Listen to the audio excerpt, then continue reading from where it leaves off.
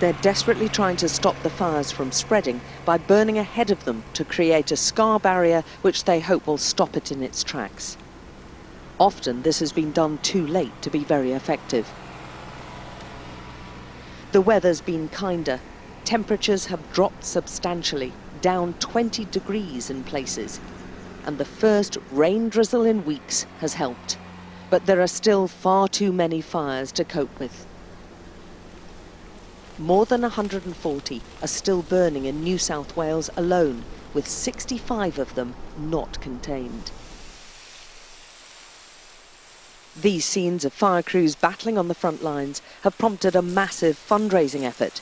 As exhausted volunteer crews work day and night, the Australian comedian Celeste Barber, who has family in New South Wales, has helped to raise more than $20 million in just 48 hours for the firefighters here. Many have sacrificed a lot. We were told of at least one firefighter who was unable to save his own home because he was out battling to save others. That lost his entire house. His car got burned at the brigade station.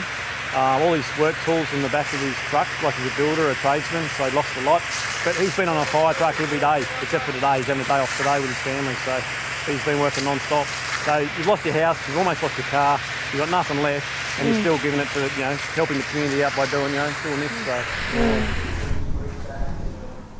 The celebrity donations to the fire crews come amid ever-mounting criticism of the Australian Prime Minister, especially after his initial reluctance to give compensation to these volunteers who are still in the middle of this crisis. All the crews in this area are just hurting. They're tired. We're running between many jobs, triple O calls coming in from all directions that we're trying to assist. And then seeing in our downtime, we don't get to rest. We have to clean trucks, maintain them, and get them prepared for the next onslaught. Once you have become a part of the RFS family, you just know it's a job that you have to do. You just put your body on the line and you work your butt off for your community. Oh my goodness me.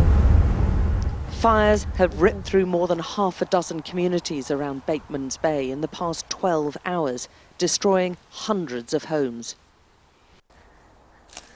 The fire swept through at such a ferocious rate, it took many people by surprise. They had about 10 minutes to get out of this. Kevin Colebrook threw buckets of water over himself to survive and is furious at what he sees as the government inaction and indifference. What do you think Scott Morrison should do at this stage then, the Prime Minister? Off out of this country because he don't deserve to live in this country anymore. Because he's a everyone in Australia's been let down by them and that's all they are. They're only lining their own pockets. They don't care about us. Thousands are without electricity or communications after the fire brought down power lines along the southeast coast, with the firefighters handing out tough words for the country's politicians. I think the politicians have failed, but they haven't necessarily failed now. They've been failing for years, and we need resources.